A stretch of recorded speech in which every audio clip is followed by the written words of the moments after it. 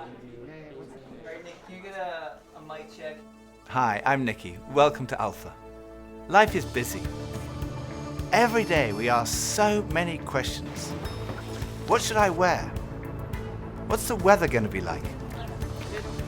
What's happening today? How am I going to fit everything in? But then there are those bigger questions. Like, why am I here? Where am I heading? Is this it? Is there more to life than this? These are life's big questions, but there's rarely enough time to think them through properly.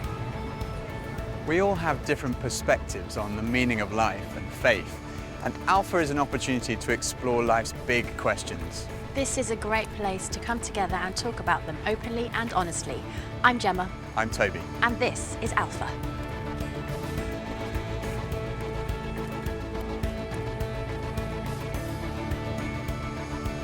I go on Google. I definitely Google. I go on Wikipedia. Internet. I scroll through all the different answers and then I try and combine it and then make my own kind of like cornerstone. Or smart friends. I don't ask big life questions. It's too hard to answer. Google or my grandmother. I meditate or I read. When I have a big life questions, I probably go to my family. I haven't really had any mess with this. It's my mom or my dad, basically. My mom and my dad, maybe my grand. I get most of my answers from the library in any section there because I don't really trust the people that I'm around. The key is always to yourself. You got to figure some things out for yourself. If I'm confused, I go to him first. And he confuses me more. But when it's something more personal, I try to find it within myself first. Friends of mine told me that the first night they came to Alpha, they sat in their car for half an hour waiting and watching people going in. And eventually when they'd seen enough normal looking people going in, they thought they'd give it a try. And one thing that might be going through your mind is, am I going to be the only one there who doesn't believe all this stuff, who's not a Christian, that doesn't go to church? Well, if that's you, then you're in the right place. Alpha is designed for people who wouldn't call themselves Christians or who are not regular churchgoers. It might feel a bit strange to be discussing life and faith with people that you've never met before, but the best thing about Alpha is often the great friendships that are formed over the weeks. For much of my life, I was not remotely interested in Christianity. In fact, I don't think I'd ever come to something like Alpha. I was not brought up as a Christian. My father was a secular Jew. He was an agnostic, and my mother didn't go to church, and I had no interest at all in Christianity. First of all, I just thought it was so boring. Everything to me about church, Christianity, religion was just dull and dreary. And it kind of made me feel a little bit guilty. I didn't know why, but I just didn't want to have anything to do with it. And I also thought it was untrue. I thought I'd sort of thought it through, and I'd come up with these intellectual objections, and I called myself, very pretentiously, I called myself a logical determinist. And I quite enjoyed arguing with people who called themselves Christians. And at university, I had a bit of a reputation for being an argumentative atheist. And I also thought it was irrelevant to my life. I couldn't see how someone who'd lived 2,000 years ago, 2,000 miles away, could have any relevance to my life today. It just seemed outdated and irrelevant. But at the same time, looking back now, I would say something was missing. I say that because I don't think I was living in the moment. I was always looking forward to the next thing in life. So when I was at school, I was thinking, when I finish my exams, maybe that will be when I'm going to really start to enjoy life. I finished my exams, and then after about 3 weeks, I started to think there's got to be more to life than this. And I thought, well, maybe when I've left school, that will be what life's all about. And then I left school, and after about 3 weeks, I started to think, there's got to be more to life than this. I thought, well, maybe the answer is to get a girlfriend. And somehow, I don't know how I managed it, but I managed to find a girlfriend. Again, after about 3 weeks, I started to think, there's got to be more to life than this. And basically, there was something missing. I was longing for more. The actor Jim Carrey once said, "I wish everyone could get rich and famous and have everything they've ever dreamed of, so they would know that's not the answer." Some people dream of having their name in lights, of fame and fortune. Some people dream of finding happiness through relationships, careers, money, whatever it may be. But Do you ever get that niggly feeling that as good as those things are, there must be more to life? Yeah, all too often life just doesn't turn out the way we think it should. And even when it does and we achieve our wildest dreams, it's somehow never quite enough. It just doesn't satisfy. It's like there's something missing. And Jesus said, I am the bread of life. In other words, I'm the one who fulfills the longing that's deep inside every human heart. Jesus claimed to be the one person who can satisfy that spiritual hunger. Freddie Mercury, the lead singer of the rock group Queen, had amassed a huge fortune and attracted millions of fans. But he admitted in an interview shortly before his death that he was desperately lonely.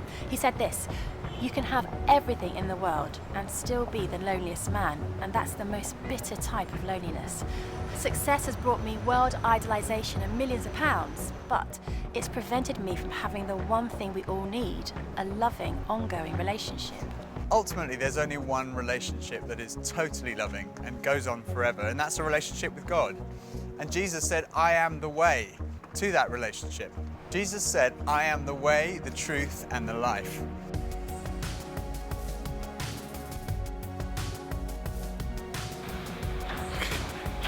Maybe money? What makes me happy? Music. Music, ice cream, and cheese. Sleep makes me happy. Going to the gym, seeing my friends, going to the pub, play football. Dogs. Alcohol. Women. Pretty much. The idea of life in general makes me happy. Clothes. Women. What's life in this? That's a really good question. I don't know, I can't tell you. I think we're supposed to learn a couple of things. There's nothing more. I'm still figuring that out, to be honest. No. Let's live in the moment. Absolutely. I strongly believe that there's more to life than this. No idea. Sorry. When I was about 17, I was sitting having a burger with two friends, and we were looking out the window and commenting on a few of the stores across the street, and I suddenly realized that I couldn't read any of the signs, even if I squinted. So I asked if I could borrow one of my friend's pair of glasses, and as soon as I put them on, I realized I could see everything, like colors, shapes, words. I was amazed at how everything was so clear. And I could see before, but now I could really see. And to me, that's the best way to describe the difference that Jesus makes. Jesus is the lens through which we see God. And he's also the lens by which we see the world in a totally different way. Jesus said, I am the truth. Some people's response to a Christian might be, well, it's great for you, you found meaning and purpose in your life, but it's not for me. But when you think about it, that's not actually a logical position, because if Christianity is true, it's of vital importance to every one of us. And if it's not true, it's not great for us, because it means we're deluded. C.S. Lewis was one of the great intellectual giants of the 20th century, probably best known as the author of the Chronicles of Narnia. He said this, Christianity, if false, is of no importance, and if true, of infinite importance. The only thing it cannot be is moderately important. I come from a family of lawyers, so naturally I wanted to look at the original documents and sources. I never really looked at the evidence before, and I was astonished at how much evidence there is for the life, death, and resurrection of Jesus. For me, it was through reading these documents that we find in the New Testament that I came to the conclusion, it's true. One of the last cases I did as a lawyer was in the Court of Appeal in front of Lord Denning, an absolutely brilliant mind, perhaps the greatest judge of the 20th century. He said on one occasion that his Bible was his most tattered book in his library. He'd examined the evidence really carefully, and he came to the conclusion, it's true. One former professor of history at Oxford University described the resurrection as the best attested fact in history. I hadn't realized how many of the pioneers of modern science were believers. Descartes, Newton, Kepler, Galileo, Locke, Copernicus, Faraday, Kelvin, Pasteur. Francis Collins, one of the greatest scientists of our time, was director of the Human Genome Project, mapping the 3 billion letters in the human DNA, considered by many to be the most significant scientific undertaking of our time. He describes how he encountered Jesus and came to believe in the truth of Christianity. Well, in the home where I grew up, faith was not something that was talked about very much. My father was a professor of drama, my mother a playwright. When I went to college and those discussions in the dorm late at night about religion began to occur, I had no particular reason to attach value to a faith system. It had never been something I was familiar with or had internalized at all. And I assumed that any religious feelings that anyone held must be on the basis of some emotional experience, and I didn't trust those, or on the basis of some childhood indoctrination, which I felt I was fortunate to have missed. I loved the experience of learning about the human body and all of the components of that, and I particularly loved being introduced to genetics. But then I ended up in the medical school curriculum sitting at the bedside of patients with diseases. This was no longer an abstract study of molecules and organ systems. These were real people. And one afternoon, one of my patients, a wonderful elderly woman, much like a grandmother, who had very bad heart disease. She had a particularly bad episode of chest pain while I was with her.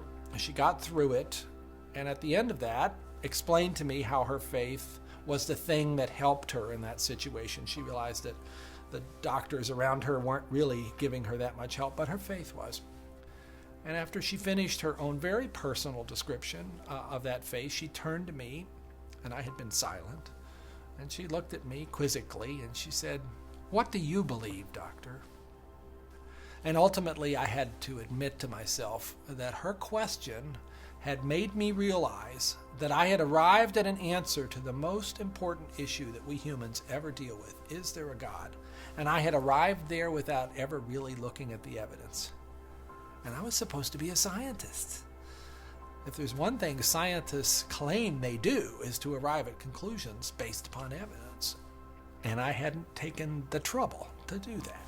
I was greatly assisted by a pastor who lived down the road, who I went and asked about all this, and who gave me a copy of C.S. Lewis's wonderful book, Mere Christianity. Because here was an Oxford scholar, a prodigiously developed intellect, who had traveled the same path. Within those pages, I realized for the first time that one can come to belief on a rational basis, and that in fact, given the many pointers that one sees around oneself in terms of the universe and it having a beginning, and its fine-tuning in terms of the way in which all those constants that determine the behavior of matter and energy seem to have been set just in a certain very precise range to make life possible, and many other things, including my beloved mathematics and why they actually work anyway to describe the universe, something that makes you think the Creator must have been a mathematician. That brought me then to the person of Jesus Christ as a person who was historically extremely well documented. That was news to me. I thought Christ was as much myth as history, and I realized after reading more about it, this was a historical figure upon which we have a great deal of evidence for his existence and his teachings, and even his rising from the dead in a literal way. That day at my patient's bedside started a journey for me, a journey that I was reluctant to begin, but I felt I needed to, a journey that I thought would result in strengthening my atheism, but to my surprise, resulted in my conversion. There's a difference between knowing facts about someone and really knowing them personally. Now, I've known my husband Phil for 3 years now, but suppose if before we met, I found him on a website called The Amazing Man. Now, there's no doubt I would have looked at him and thought, okay, I'm intrigued. But what if each page was dedicated to his amazing abilities, his sparkling personality, his tender heart, his extraordinary intelligence, and his cooking abilities? Well, I would think, wow, he does sound like an amazing person. But that's head knowledge. But I also have the privilege of being married to him, and I know that he's an amazing person, which is knowledge that comes from experience of relationship, and that's heart knowledge. When Jesus said, "I am the truth," he was talking about more than just a kind of intellectual truth. The Hebrew understanding of truth was truth as experienced. And there's a big difference between a kind of intellectual knowledge and a personal knowledge, between your head and your heart. So when someone says, "I know Jesus is the truth," they're not just talking about being convinced of the evidence. They're also talking about experiencing a relationship with the risen Jesus Christ. So Jesus said, "I am the way, the truth, And lastly, he said, I am the life. I have come that you may have life and have it to the full. Jesus came to deal with the things in our lives that stop us from enjoying life to the full, the things that spoil our lives. I hate shopping. I loathe it. I think I'm allergic to shopping. But occasionally my wife Pippa persuades me to go shopping, and just after Christmas it was the sales and she persuaded me to go shopping, and we went into the shop and we bought this very nice new sweater, and same colour as all my other sweaters, and we left the shop and we went to buy a present for her, and we went into this ghastly shop. It was so crowded, it was unbelievable, and even Pippa had had enough and she said, okay, we're leaving. So we went to leave, and as we left, the security alarm went off, and the security guys moved in very quickly and they stopped us all from leaving. And like the crowd that was trying to leave was stopped, and the crowd that was trying to come in was stopped, and we were there right in the middle. The 6 of us who were going through the security at that one time were all taken off and sectioned off from all the rest, and they wanted to see which one of the 6 of us had set off the alarm. So they sent one of them through, and that was fine. They obviously hadn't set it off. Then they sent the next one through. They obviously hadn't set it off. Then the 3rd, then the 4th. None of them set it off. So it was left with Pippa and I were standing there, and I thought, oh my goodness, I'm married to a shoplifter. It must be Pippa who's got set off the alarm. So they sent her through, and she didn't set it off. So I thought, oh my goodness, I've obviously got something. Someone must have planted something on me. I'm going to be arrested. I'm going to be sent to prison. All the crowd were watching, both sides. They were just watching this criminal who'd been caught going through. So they went through, and as I went through, the alarm went off. They took me to the side. They opened up my rucksack on my back, and there they found this sweater from the other shop with the tag still on it. I felt so guilty. That was like false guilt. I also sometimes experience true feelings of guilt because I do things that are not right, that are not good. And this is the wonderful news that God loves you and he loves me. God came in the person of his Son, Jesus Christ, to die for you and for me. And on the cross, he took all of your guilt, all of my guilt, everything you've ever done wrong, everything I've ever done wrong, said wrong, thought wrong, and he died in our place in order that we could be forgiven. And forgiveness, C.S. Lewis said, it's like a recording of our life wiped completely clean.